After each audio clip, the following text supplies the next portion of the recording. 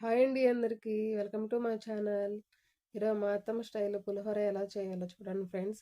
ఎలా మీరు కూడా చేసుకొని ఎలా వచ్చిందో కామెంట్ చేయండి. ముందుగా ఒక గిన్నెలోకి నిమ్మరసం అయితే పిండుకున్నది, కొంచెం ఉప్పు అయితే వేసుకుంటుంది, చిటికెడ పసుపు వేసుకొని బాగా మిక్సీ చేసుకోవాలి. మిక్సీ చేసుకున్నాక ముందుగా ఉంచుకున్న అన్నాన్ని ఒక గిన్నెలోకి చల్లార్చుకోవాలి. పులిహోరకు కావాల్సిన పదార్థాలు: పచ్చెనగపప్పు, మినపప్పు, వేరుశనగపప్పు, కరివేపాకు, ఎండుమిరపకాయలు. బాండ్లు పెట్టి బాండ్లో ఆయిల్, వేరుశనగపప్పు, మినపప్పు వేసుకొని బాగా ఫ్రై చేసుకోవాలి.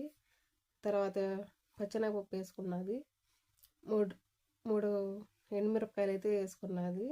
వేసుకొని బాగా ఫ్రై చేసుకోవాలి ఎర్రదోరలుగా. 2 రెమ్మల కరివేపాకులు వేసుకొని ఫ్రై చేసుకోవాలి. చూడండి ఈ విధంగా అయితే ఫ్రై చేసుకోవాలి. ముందుగా చల్లార్చుకున్న రైస్లోకి అయితే ఈ పప్పులు అయితే వేసుకోవాలి. అదే బాండీలో కొంచెం ఆయిల్ వేసుకొని పోపు దినుసులు అయితే వేసుకోవాలి. ఆవాలు, జీలకర్ర, కొంచెం పచ్చెనగపప్పు, కొంచెం మినపప్పు వేసుకొని బాగా ఫ్రై చేసుకోవాలి. 2 రెమ్మల కరివేపాకులు వేసుకొని కరివేపాకు కూడా బాగా ఫ్రై చేసుకోవాలి. ముందుగా కలిపి పెట్టుకున్న మిశ్రమాన్ని బాండీల్లోకి అయితే వేసుకున్నది, బాగా కలుపుకోవాలి మాడిపోకుండా. ఈ మిశ్రమం అయితే ఎంత బాగా అయితే ఉడుకుతుందో అంత టేస్ట్ వస్తుంది. కొంచెం ఇంగువ అయితే వేసుకున్నది. ఇంగువ లేనిదే పులిహోర బాగుండదు అసలు. ఇంగువ కంపల్సరీ వేసుకోవాలి.